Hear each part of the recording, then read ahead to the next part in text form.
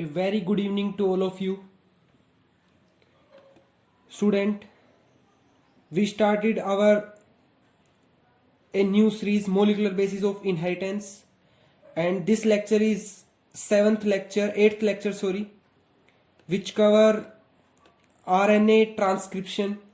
In previous lecture, we study about the structure of RNA, the type of RNA, and now in this structure we study about how the RNA form.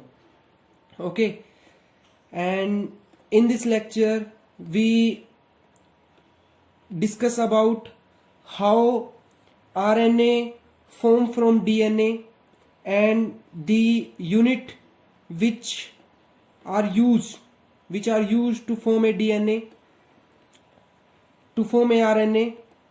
So to present this lecture, I myself Rohit, and I am MSc from Guru Jambeshwar University Hisar and BSc from Delhi University.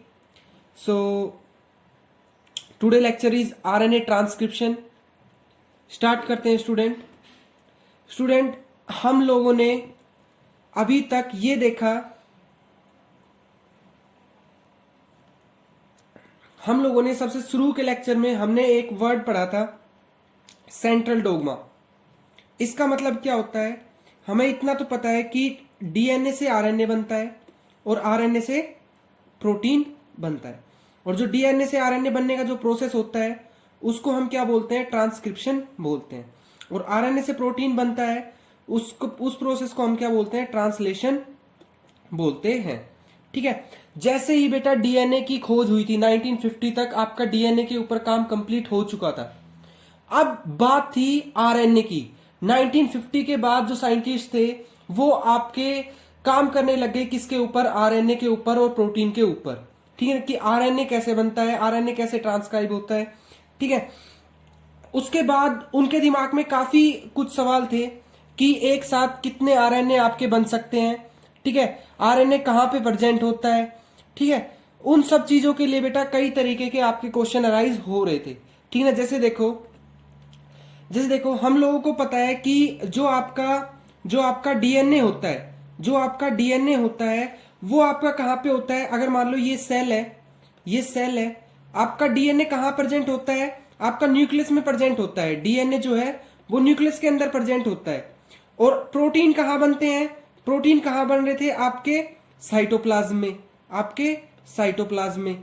ठीक है, तो उसके basis पे बेटा scientist ये सोचने लगे कि अगर डीएनए आपका न्यूक्लियस के अंदर बनता है और प्रोटीन अगर आपके साइटोप्लाज्म के अंदर बनते हैं, तो ऐसे कौन से प्रोसेस होता है जो इन प्रोटीन्स को साइटोप्लाज्म में आके बना के जाता है? कौन ऐसा बंदा है जो वहां से निकल के, न्यूक्लियस से निकल के इनके पास आता है? तो बेटा आंसर जाता है हमारा कौन? आरएनए। ठीक है ना, आरएनए क्या करता है? आपका प्रोटीन बनाता है कहां? साइटोप्लाज्म में। इसलिए मैं ये कह सकता हूं क्या कि आरएनए आपका साइटोप्लाज्म में भी प्रेजेंट होता है और न्यूक्लियस के अंदर भी प्रेजेंट होता है ना? तो इसलिए बेटा यहां से आंसर निकल के आया कि आपका जो आरएनए होता है वो एक ऐसा मॉलिक्यूल होता है जो डीएनए से बनता है, और इस आरएनए की वजह से क्या बनते हैं? प्रोटीन बनते हैं। और जो आरएनए होता है उसकी फॉर्मेशन न्यूक्लियस के अंदर होती है, और साइटोप्लाज्म में जाके वो क्या करता है? आपका प्रोटीन की सिंथेसिस करता है। फिर साइंटिस्ट का दिमाग फिर वो हुआ कि यार जब ये आपका न्यूक्लियस के अंदर होता है जो आपका आरएनए है, तो कई बार क्या होता है कि अगर मान लो जो प्रोकैरियोट्स वगैरह होते हैं उनके अंदर क्या होता है? तो इसी के बेसिस पे बेटा हम लोग आज अपना पूरा जो लेक्चर है ट्रांसक्रिप्शन का, वो इसी के बेसिस पे करेंगे कि प्रोकैरियोट्स के अंदर कैसे होता है और यूकैरियोट्स के अंदर कैसे होती है ट्रांसक्रिप्शन। ठीक है, ट्रांसक्रिप्शन क्या होती है? डीएनए के ऊपर आरएनए की फॉर्मेशन। ठीक है ना, डीएनए के ऊपर आरएनए की फॉर्मेशन क्या होती है? ट्रांसक्रिप्शन होती है। और डीएनए कैसा होता है? डबल स्टैंडर्ड स्ट्रक्चर होता है, और आरएनए कैसा होता है? सिंगल स्टैंडर्ड स्ट्रक्चर होता है। ठीक है, अब देखो यहां पे मेरे पास बेटा दो चीज आती है। देखो बेटा ये मेरा क्या है? डीएनए। ठीक है ना, ये मेरा क्या है? पूरा डीएनए। अगर मान लो मैं इस डीएनए को ये जो देखो डीएनए के ऊपर आरएनए की फॉर्मेशन होती है, तो आपका कोई सी एक स्ट्रैंड को यूज करेगा, चाहे इस स्ट्रैंड को यूज कर ले, चाहे वो इस स्ट्रैंड को यूज कर ले। हम कह रहे हैं पहले वो इस स्ट्रैंड को यूज कर रहा है, और इस स्ट्रैंड का नाम देता हूं मैं टेम्पलेट स्ट्रैंड। जिस स्ट्रैंड के ऊपर आपका आरएनए बनेगा, जैसे मान लो यहाँ पे आपका आरएनए बन रहा है, ठीक है ना, इस स्ट्रैंड को यूज करता हुआ आपका आरएनए बन रहा है यहाँ पे, तो ये जो स्ट्रैंड है बेटा ये होगी आपकी टेम्पलेट स्ट्रैंड। अब देखो इसने, इस स्ट्रैंड ने अगर आरएनए बनाया तो इसका सीक्वेंस क्या होगा भाई, टी की जगह क्या आएगा, टी के अपोजिट में क्या आएगा, ए के अपोजिट में आरएनए बना रहा हूं तो यू, सी के अपोजिट में जी के अपोजिट में सी, ठीक है ना, जी के अपोजिट में सी। इस तरीके से बेटा आपका पूरा सीक्वेंस बनता हुआ चला जाएगा, ठीक है ना। और ये जो सीक्वेंस बना बेटा, ये क्योंकि प्रोटीन को कोड करता है, तो इस सीक्वेंस को मैं क्या बोलता हूं बेटा, कोडिंग सीक्वेंस बोलता हूं, ठीक है ना, कोडिंग सीक्वेंस बोलता हूं। तो बेटा आप मुझे एक बात बताओ कि जब मैंने इसको कोडिंग सीक्वेंस बोला है, आप एक चीज देख रहे होंगे कि जैसा ये सीक्वेंस है वैसा ही वैसा डीएनए का जो निचला, जो अभी कुछ काम नहीं आ रहा था, जो हमने अभी कुछ काम नहीं लिया था, वो उसका सीक्वेंस भी तो बेटा ऐसा ही है। तो इसलिए बेटा ये सीक्वेंस, ये जो सीक्वेंस है ये इससे मैच करता है, तो बेटा डीएनए के इस पार्ट को भी मैं क्या बोलता हूं, कोडिंग स्ट्रैंड बोलता हूं, क्योंकि ये आपका किसके जैसा है बेटा, कोडिंग सीक्वेंस के जैसा है। ये दोनों बेटा आपस में एक जैसे हैं, सिर्फ कहां पे डिफरेंस आपका, थाइमिन की जगह यूरासिल आ रहा है इस वाले कोडिंग सीक्वेंस में, ठीक है ना। तो इसलिए बेटा बच्चे काफी टाइम पे पजल हो जाते कि टेम्पलेट स्टैंड कौन सा होगा, कोडिंग स्टैंड कौन सा होगा। अब मेरे हिसाब से आप लोगों को क्लियर होना चाहिए कि कोडिंग स्टैंड कौन सा होता है और टेम्पलेट स्टैंड कौन सा होता है।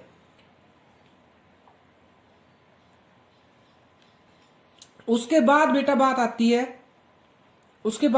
आती है, हम लोग अपने इस पूरे ट्रांसक्रिप्शन के लेक्चर को दो पार्ट में डिवाइड करेंगे। एक तो होगा ट्रांसक्रिप्शन इन प्रोकैरियोट और एक होगा ट्रांसक्रिप्शन इन यूकैरियोट। देखो जो प्रोकैरियोट के अंदर बेटा ट्रांसक्रिप्शन होता है वो खाली एक ही जो मॉलिक्यूल, जो आपका एक ही तरीके का पॉलीमरेज होता है जो आपका कंप्लीट कर देता है, ठीक है ना, वो होता है बेटा आपका आरएनए पॉलीमरेज। अब देखो बेटा जो आपका आरएनए, डीएनए से आरएनए की फॉर्मेशन होती है वो 3 स्टेप लेती है। कौन कौन से, एक तो इनिशिएशन, एक इलोंगेशन और एक टर्मिनेशन, 3 स्टेप लेती है। इनिशिएशन में तो क्या होते हैं, हम वो सारी चीज तैयार करेंगे जो आरएनए बनने के लिए तैयार है। इलोंगेशन में क्या होगा, हम लोग आरएनए बनाना शुरू कर देंगे और न्यूक्लियोटाइड का एडिशन करते चले जाएंगे टेम्पलेट स्टैंड के ऊपर। और टर्मिनेशन के अंदर क्या होगा, हम लोग जो हमारा आरएनए बन गया उसको वहां से अपना निकाल लेंगे, ठीक है। उसी के बेसिस पे बेटा जो आपका, जिस पे मतलब आपका जो आपका डीएनए होता है, डीएनए पे कहीं पे भी आपका ऐसा नहीं है कि कहीं पे भी आपका स्टार्ट हो जाए, ठीक है ना, कहीं पे भी आपका जो फॉर्मेशन है वो स्टार्ट नहीं होती, वो एक पर्टिकुलर सीक्वेंस पे आपकी स्टार्ट होती है, ठीक है ना। वो सीक्वेंस क्या होता है कि जो आपका आरएनए को कोड कर रहा है, डीएनए का जो पार्ट आपका आरएनए को कोड कर रहा है, उसके एक साइड पे प्रमोटर रीजन होना चाहिए जो डीएनए से आरएनए की फॉर्मेशन को प्रमोट करेगा, और एक रीजन पे बेटा क्या होना चाहिए, टर्मिनेशन रीजन होना चाहिए, ठीक है ना।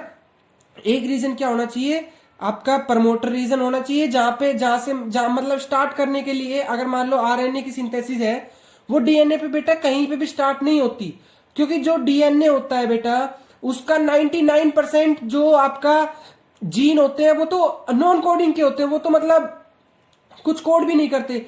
डीएनए का 1% जीन ऐसा होता है बेटा जो पूरा का पूरा हमारी बॉडी को कोड करता है, ठीक है ना। तो इसलिए बेटा वो चीज जरूरी है पूरे डीएनए के ऊपर जहां पे आपकी ट्रांसक्रिप्शन होनी इंपॉर्टेंट होती है, ठीक है ना। इसलिए बेटा क्या होता है कि आपका जो आपका डीएनए है उसकी एक पर्टिकुलर जगह पे ही जो आरएनए की फॉर्मेशन हो सकती है, और उसके लिए आपको क्या क्या चाहिए, एक तो कोडिंग सीक्वेंस चाहिए, दूसरा कोडिंग सीक्वेंस से पहले प्रमोटर चाहिए, और लास्ट में टर्मिनेटर चाहिए जो बनने के बाद आरएनए को वहां से हटा दे, ठीक है ना। ये आपकी बेसिक रिक्वायरमेंट होती है आरएनए को बनने के लिए, ठीक है। उसके बाद बेटा बात करते हैं हम, ये हमारा होता है बेटा आरएनए पॉलीमरेज। देखो आरएनए जो पॉलीमरेज है वो आपका एक ही एंजाइम, हम अभी प्रोकैरियोट की बात कर रहे हैं ना, नेक्स्ट लेक्चर में हम लोग यूकैरियोट की बात करेंगे। एक जैसे देखो हमने डीएनए के अंदर क्या देखा था कि DNA polymerase 1, DNA polymerase 2, DNA polymerase 3, इस तरीके से देखा था ना प्रोकैरियोट्स के अंदर। लेकिन बेटा ट्रांसक्रिप्शन में सिर्फ हमें एक ही एंजाइम चाहिए, वो होता है आरएनए पॉलीमरेज, ठीक है ना, आरएनए पॉलीमरेज। एक ही एंजाइम बहुत रहता है हमारी इसकी ट्रांसक्रिप्शन के लिए, ठीक है। अब बेटा ये चीज आपने फाइंड कैसे की कि आपका आरएनए एक ही एंजाइम जो है वो काफी सही रहता है? तो बेटा एक मेडिसिन होती है रेफ्लामाइसिन, ठीक है ना, रेफ्लामाइसिन वो क्या करती है, रेफ्लोक्सिन वो क्या करती है बेसिकली, वो आपकी आरएनए की जो न्यूक्लियोटाइड है, जो आरएनए पॉलीमरेज आपका न्यूक्लियोटाइड बनाता है, फर्स्ट न्यूक्लियोटाइड ऐड करता है, उसी को ही ब्लॉक कर देती है, ठीक है ना। तो क्या हुआ, जब बैक्टीरिया के अंदर बेटा वो मेडिसिन डाली तो उससे क्या हुआ, आपकी प्रोटीन की सिंथेसिस बैक्टीरिया के अंदर नहीं होने लगी, ठीक है ना। प्रोटीन की सीक्वेंसेस जो है, जो प्रोटीन की फॉर्मेशन है बेटा वो नहीं होने लगी। उसके बाद क्या हुआ, अगर मान लो दूसरा बैक्टीरिया, जब मैंने एक बैक्टीरिया को उस ड्रग के खिलाफ रेजिस्टेंट कर दिया, उस दूसरे बैक्टीरिया को जब रेजिस्टेंट कर दिया, तब उसके अंदर बेटा रेफ्लामाइसिन डाल ली, तो उसके वो जो बैक्टीरिया बेटा उसके अंदर आरएनए की फॉर्मेशन हो रही थी, ठीक है ना। तो सिर्फ एक मेडिसिन ने जो है, एक मेडिसिन ने एक आपके आरएनए पॉलीमरेज को क्या किया, अफेक्ट किया। और इससे हमें पता लगा कि आपके जो आरएनए पॉलीमरेज, जो आपके हर तरीके के प्रोटीन है, वो आपके सिर्फ एक ही आपके एंजाइम आरएनए पॉलीमरेज ने बना दिए, ठीक है। अब बेटा क्या होता है कि जो आरएनए पॉलीमरेज है उसकी बेटा कई वो होती है। एक होता है बेटा कोर एंजाइम, ठीक है ना, एक होता है कोर एंजाइम और एक होता है बेटा सिग्मा, ठीक है। एक होता है आपका कोर एंजाइम और एक होता है बेटा सिग्मा, ठीक है, सिग्मा फैक्टर। ये मिलके आपका पूरा होलो एंजाइम बनाता है। होलो एंजाइम मतलब वो एंजाइम जो अपना एक्टिविटी के लिए अब तैयार है। जो बेटा कोर एंजाइम होते हैं उसमें कुछ एक सब यूनिट होती है, दो अल्फा की सब यूनिट होती है और दो बीटा की सब यूनिट होती है, एक गामा की सब यूनिट होती है। और जब इसके साथ सिग्मा फैक्टर जुड़ जाता है बेटा, तब ये एक एंजाइम पूरा तैयार हो जाता है, किसके लिए, स्टार्टिंग करने के लिए। अब मैं आपको बताऊंगा कि ये जो आपका जो पॉलीमरेज एंजाइम होता है, ये आपका बेसिकली कौन कौन सी यूनिट क्या क्या काम करती है।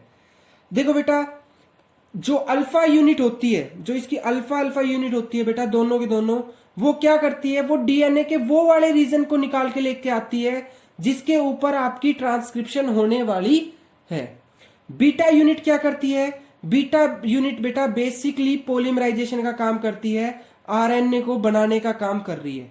जो बीटा यूनिट है वो क्या कर रही है, आरएनए को बनाने का काम करती है, ठीक है ना। बीटा डैश क्या करती है बेटा, बीटा डैश क्या करती है, जहां पे आपका आरएनए बनना है उस डीएनए के पोर्शन को बेटा ओपन कर देती है, ठीक है ना, उस डीएनए के पोर्शन को क्या कर देती है बेटा, ओपन कर देती है। ओमेगा क्या फंक्शन करता है बेटा, इसका फंक्शन अभी अननोन है। सिग्मा क्या करता है बेटा, ये उस जगह को ढूंढता है जहां पे आपकी स्टार्टिंग करनी है, ठीक है ना, जहां पे आपकी स्टार्टिंग करनी है वहां पे जाके लगाता है आरएनए पॉलीमरेज को, ठीक है। तो इस तरीके से बेटा ये सारी यूनिट मिलके पूरा मेरा क्या बनाती है, एक एंजाइम बनाती है, ठीक है ना, कौन सा, आरएनए पॉलीमरेज, ठीक है। उसके बाद बेटा बात करते हैं हम प्रमोटर साइट की। देखो जो प्रमोटर साइट होती है वो आपकी प्रोकैरियोट के अंदर भी और यूकैरियोट के अंदर भी स्पेसिफिक होती है। देखो बेटा ये जो है ना, ये इससे इस साइड वाला तो आपका सारा कोडिंग सीक्वेंस है, और इससे इस साइड जो होता है बेटा ये आपका कौन सा होता है, प्रमोटर रीजन होता है, ठीक है ना, आपका प्रमोटर रीजन होता है। अब प्रमोटर रीजन में बेटा स्पेसिफिक आपके न्यूक्लियोटाइड होते हैं, ठीक है, जहां पे आपका जो पॉलीमरेज एंजाइम आपका जिस पार्ट पे, डीएनए के जिस पार्ट पे आपका जाके लगता है, वो जो रीजन होता है बेटा वो स्पेसिफिक होता है, ठीक है ना। अब उसके अंदर क्या स्पेसिफिक होता है, देखो मैंने आपको बताया था कि अगर ये डीएनए है तो बीच में आपका कोडिंग सीक्वेंस है, इस साइड आपका प्रमोटर होना चाहिए और यहाँ पे आपका टर्मिनेटर होना चाहिए। प्रमोटर क्या करेगा, जो इनिशिएट करेगा जहां पे आरएनए पॉलीमरेज आके आपका लगेगा। अब बेटा बात ये आती है कि किसी भी ऐसे ही सीक्वेंस पे आपका आरएनए पॉलीमरेज जाके नहीं लगता, उसको पर्टिकुलर सीक्वेंस चाहिए। ठीक है, उसको सीक्वेंस चाहने के लिए बेटा देखो, जहां से आपका कोडिंग रीजन स्टार्ट होता है ना, जहां से आपका कोडिंग रीजन स्टार्ट होता है वहां से आप न्यूक्लियोटाइड की नंबर देते हो 1 2 3 4, मतलब पॉजिटिव नंबर में। और अगर आप इसके इस साइड चलते हो ना तो आप कैसे नंबर देते हो, आप नेगेटिव नंबर देते हो। मतलब देखो -10 -20 -30 -40, मतलब जो कोडिंग सीक्वेंस है उसको तो आपने दिया है 1 2 3 4 5 6 इस तरीके से। और जहां पे प्रमोटर जहां पे लगना स्टार्ट करेंगे बेटा, यहां से आपका नेमिंग जो है नेगेटिव में दूंगा, क्योंकि आपका बेटा देखो कोडिंग सीक्वेंस ये है, बेसिक जो कोड करेगा वो ये है। और यहीं से हम अपने न्यूक्लियोटाइड को काउंट करते हैं 1 2 3 4 5 6 7 8 9 10। और अगर मैं इससे इस साइड चलता हूं बेटा तो मैं उनको कैसे काउंट करूंगा, -1 -2 -3 माइनस। अब बेटा बेसिकली होता क्या है, जहां प्रमोटर लगता है, जहां प्रमोटर लगता है बेटा वहां पे आपका पहले जो 1 से 10 न्यूक्लियोटाइड के बीच में बेटा एक रीजन आता है जिसको मैं बोलता हूं प्रिब्नो बॉक्स। ठीक है ना, और इसके अंदर सीक्वेंस क्या होना चाहिए, TA ये सीक्वेंस होना बेटा जरूरी होता है पहले 10 बेस पेयर में। ठीक है, पहले 10 न्यूक्लियोटाइड में ये सीक्वेंस होना जरूरी होता है। ठीक है, उसके मतलब चाहे वो 4th से स्टार्ट हो, चाहे वो 6th से, मतलब चाहे वो आपका 3rd से स्टार्ट हो, पर ये 6 जो ये बेस पेयर है बेटा ये आपके इकट्ठे होने चाहिए। ठीक है ना, इस 10 के अंदर अंदर। उसके बाद बेटा नेक्स्ट जो 35 रीजन आता है, इसके अंदर फिर एक सीक्वेंस रिपीट होना चाहिए, TTGACA। ये बेटा इंपॉर्टेंट चीज है जो आपको सीक्वेंस याद रखना है। एक तो प्रिब्नो बॉक्स का TA और एक आपका 35 रीजन का TTGACA। ठीक है ना, तो बेटा मेरे पास 2 रीजन आए, एक तो -10 रीजन में आपका एक 6 बेस पेयर का होना चाहिए और एक आपका -35 आपका रीजन में आपका एक बॉक्स प्रेजेंट होना चाहिए जहां पे आपका आरएनए जो पॉलीमरेज है वो जाके अटैच होता है। ठीक है ना, तो ये सीक्वेंस बेटा आपके प्रमोटर रीजन पे जरूर प्रेजेंट होने चाहिए जहां पे आपका आरएनए पॉलीमरेज आपका अटैच होता है। हालांकि इनके बीच में आप ये कहोगे सर ये तो मतलब 35 नहीं हुए, इन दोनों को अगर मैं मिलाता हूं तो ये तो 35 कभी नहीं होंगे इस साइड। बेटा मैं ये नहीं कह रहा कि इनका सम आपका 35 होना चाहिए। ये रीजन आपके 10 माइनस जो आपका 10 जो ये है ना, मतलब 10 न्यूक्लियोटाइड का जो सीक्वेंस है इसके अंदर एक जगह पे ये रिपीट जरूर होना चाहिए। अगले 35 के अंदर ये जो 6 आपका न्यूक्लियोटाइड का जो सीक्वेंस है, ये वाला जो सीक्वेंस है बेटा, ये अगले 35 के अंदर बेटा जरूर रिपीट होना चाहिए। और बेशक हो या चाहे ना हो, और कोई सेम टू सेम हो या ना हो, लेकिन हर किसी जगह के ऊपर अगर प्रमोटर कहलाती है, प्रमोटर की तरह काम करती है, तो उसके अंदर बेटा ये दो सीक्वेंस आपके जरूरी होने चाहिए। मतलब 35 रीजन के अंदर आपका ये रीजन होने चाहिए, एक तो 10 के अंदर ही होना चाहिए और एक 35 के अंदर ऐसा रीजन होना चाहिए। बीच के आपके शायद चेंज हो सकते हैं, लेकिन इन दो को तो आपका सेम रहना चाहिए। ठीक है ना, जब आपका प्रमोटर आपका इस पे जाके जुड़ता है। और इस चीज को बेटा फाइंड कौन करता है, जो हमने पॉलीमरेज की सिग्मा यूनिट देखी थी ना, सिग्मा यूनिट ये देखती है बेटा प्रमोटर कैसा है और वो उसको पॉलीमरेज को वहां पे जाके अटैच करती है। ये सिग्मा भी बेटा आरएनए जो बैक्टीरिया वगैरह होते हैं उनके अंदर काफी टाइप की होती है, सिग्मा 70, सिग्मा 60, सिग्मा 80। जो बेटा सिग्मा 70 होती है ना, वो यूनिट काफी यूज होती है किसके अंदर, बैक्टीरिया के अंदर, किसके लिए, प्रमोटर रीजन के लिए। और इसीलिए बेटा इस सिग्मा 6 को हम हाउस कीपिंग जीन भी बोलते हैं, हाउस कीपिंग जीन भी बोलते हैं। हाउस कीपिंग जीन क्यों बोलते हैं बेटा, क्योंकि सिग्मा 70 आपकी काफी जगह पे यूज होती है, बार बार यूज होती रहती है। और ऐसे जीन बेटा जो बार बार यूज होते हैं उनको हम हाउस कीपिंग जीन भी बोलते हैं। ठीक है, इस तरीके से बेटा ये बात थी किसकी, प्रमोटर की। ठीक है ना, ये बात किसकी थी बेटा, प्रमोटर की थी। उसके बाद बेटा बात आती है आपकी कि प्रमोटर तो ठीक है, अब उसके बाद जो आपका आरएनए पॉलीमरेज है वो काम कैसे करता है।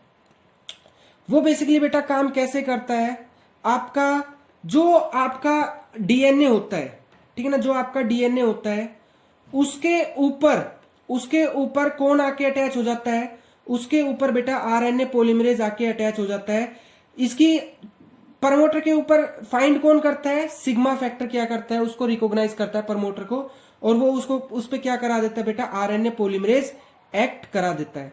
अब मुझे बताओ कि आरएनए पॉलीमरेज की कौन सी साइट आपकी ओपन करवाएगी, आपकी कौन सी साइट डीएनए को ओपन कराएगी, ऐसे वे होती है बेटा आरएनए पॉलीमरेज की कौन सी साइट बेटा, कौन सी साइट आपकी बीटा डैश, ठीक है ना, बीटा डैश, ठीक है ना। अल्फा तो क्या करवा रही थी, आपके डीएनए कहां पे आपकी ट्रांसक्रिप्शन, कौन सा डीएनए आपका सही है उसको छाट के लेके आ रही थी। सिग्मा फैक्टर ने क्या करवाया, प्रमोटर रीजन पे अरेंज करवाया डीएनए पॉलीमरेज को, आरएनए पॉलीमरेज को। बीटा डैश ने क्या करवाया, उस डीएनए को ओपन कर दिया। अब क्या होगा बेटा, ओपन करने के बाद ये जो सिग्मा होता है ना बेटा, सिग्मा होता है, देखो क्या होता है कि प्रमोटर रीजन पे आपका 35 बेस पेयर तो है, ठीक है ना, 35 बेस पेयर तो है, तो कम से कम 18 बेस पेयर को बेटा प्रमोटर अकेला, जैसे भाई 35 तो यहां से, फिर इसके बाद 1 2 3 4 इस तरीके से ये कोडिंग सीक्वेंस स्टार्ट हो जाते हैं। तो 35 जो 35 जो बेस पेयर बताए थे बेटा, उसमें 18 सीक्वेंस तो कौन ले लेता है, उसके प्रमोटर वहां पे, सॉरी डीएनए पॉलीमरेज वहां पे अटैच होके उनको घेर लेता है, ठीक है। और जैसे ही मतलब आपका इसको आगे की तरफ इशारा मिलता है, ये आगे की तरफ मूव होता है, और जब ये 1 के पास पहुंचता है बेटा, तो वहां पे आपका जो ये सिग्मा फैक्टर है, जो आपका सिग्मा फैक्टर है बेटा, इसको यहां से रिलीज कर देता है। मतलब सिग्मा फैक्टर बेटा यहां से आपका रिलीज हो जाता है, और आरएनए जो पॉलीमरेज है बेटा, वो कहां बढ़ता है, आपका आगे की तरफ बढ़ना स्टार्ट कर देता है, और आरएनए को इस तरीके से आपका डीएनए के ऊपर बढ़ाता हुआ आगे की तरफ चलता है, ठीक है ना, इस तरीके से आपका आगे की तरफ चलता रहता है, ठीक है ना। बस बेटा आपको ध्यान रखने वाली क्या बात थी, यहाँ पे ध्यान रखने वाली ये बात थी कि देखो मैंने आपको पिछली स्लाइड में ये बताया कि भाई 35 रीजन तक, मतलब कोडिंग सीक्वेंस, अगर मान कोडिंग सीक्वेंस जो है वो आपका यहां से स्टार्ट हो रहा है, तो इसके पीछे से यहाँ पे आपका पहले आरएनए पॉलीमरेज आपका लगता है, और वो कम से कम 18 न्यूक्लियोटाइड की जगह घेर लेता है, और फिर वो आगे की तरफ बढ़ता है, और जैसे ही 1 के पास आता है तो वो अपने सिग्मा फैक्टर को रिलीज कर देता है, ठीक है ना। और उसके बाद क्या करता है, आपका आरएनए की सिंथेसिस करता है, एक स्ट्रैंड के ऊपर आरएनए की सिंथेसिस करता है, ठीक है। निचले स्टैंड पे हो रही है, तो निचला स्टैंड क्या है मेरा, टेम्पलेट स्टैंड होता है। और बढ़ता कहाँ है बेटा, 5 डैश से 3 डैश डायरेक्शन में बढ़ता है, ठीक है ना। ये इसका 5 डैश एंड है, ये इसका 5 डैश एंड है, और जहां पे फॉर्मेशन कर रहा है वो 3 डैश एंड है, ठीक है ना। तो टेम्पलेट स्टैंड का कौन सा वो होगा, template stand 5 dash two 3 dash आपका होगा। तो देखो 5 डैश टू 3 डैश ये है ना टेम्पलेट, 5 डैश से 3 डैश की तरफ टेम्पलेट होता है, ठीक है। अब इसके ऊपर बेटा आरएनए जो है वो बनता हुआ चला जाता है, लेकिन जैसे ही टर्मिनेटर साइट आती है बेटा, वहां से आपका आरएनए जो है वो वहां से निकल जाता है। अब बेटा दिक्कत ये आती है कि जो आरएनए जब यहां से निकलता है ना, जब यहां से आरएनए निकलता है, तो बेटा ये इतना सिंपल नहीं निकलता जितना हम लोग सोच रहे हैं कि बस यहां से आपका एमआरएनए आपका यहां से निकल जाएगा। अब बेटा ये जो टर्मिनेशन होती है ना, भाई इलोंगेशन करा दी, इनिशिएशन करवा दी, जो टर्मिनेशन होती है ना बेटा, वो आपकी और भी ज्यादा दिक्कत देती है। बेटा जो टर्मिनेशन होती है वो 2 तरीके की होती है, आरएनए के अंदर टर्मिनेशन 2 तरीके से हो सकती है। एक होती है बेटा इंट्रेंसिक टर्मिनेशन, और एक होती है बेटा रो डिपेंडेंट टर्मिनेशन।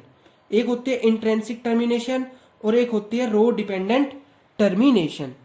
इंट्रेंसिक टर्मिनेशन में तो क्या होता है, देखो 2 तरीके की आपकी टर्मिनेशन दिखा रखी है। एक तो रो डिपेंडेंट टर्मिनेशन है और एक होती है बेटा इंट्रेंसिक टर्मिनेशन, ठीक है ना। एक होती है बेटा कौन सी, इंट्रेंसिक टर्मिनेशन, ठीक है। तो बेटा इंट्रेंसिक टर्मिनेशन में क्या होता है, इंट्रेंसिक टर्मिनेशन के अंदर बेसिकली क्या होता है आपका, इंट्रेंसिक टर्मिनेशन के अंदर बेसिकली क्या होता है, ये देखो ये आपकी इंट्रेंसिक टर्मिनेशन है।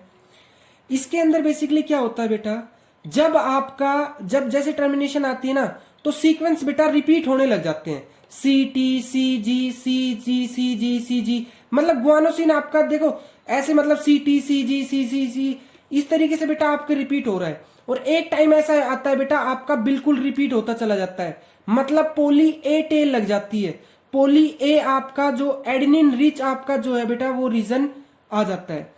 इसकी वजह से क्या होता है बेटा, जैसे मान लो इसके ऊपर ये आरएनए बन रहा था ना, ये आरएनए बन रहा है, जब इसके पास बेटा सीक्वेंस सेम रिपीट हो जाता है तो ये बेटा इस तरीके से आपका हेयर पिन लाइक स्ट्रक्चर बना लेता है।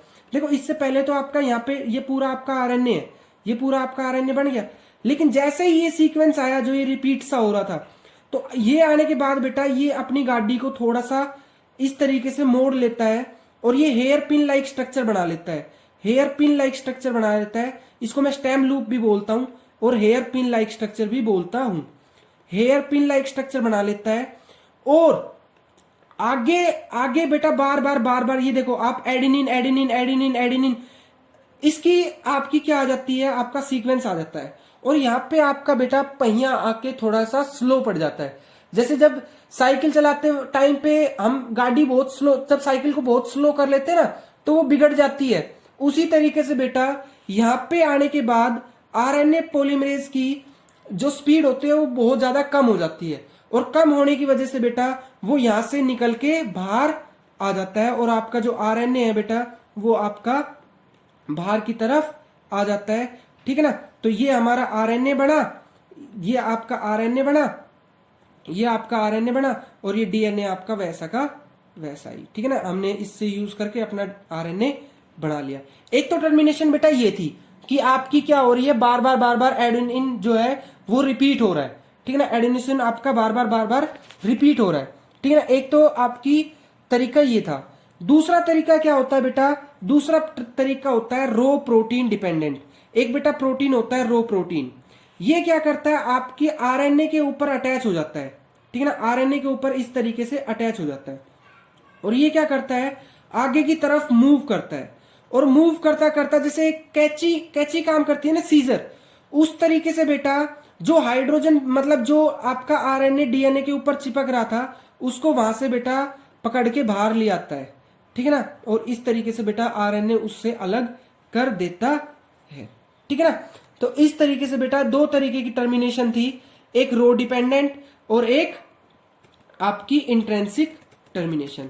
अभी मैंने बेटा आपको प्रोकैरियोट की बताई है, नेक्स्ट लेक्चर के अंदर मैं आपको यूकैरियोट की बताऊंगा। एक बार मैं लेक्चर को दोबारा से थोड़ा सा डिस्क्राइब कर देता हूं कि क्या क्या हमने पढ़ा।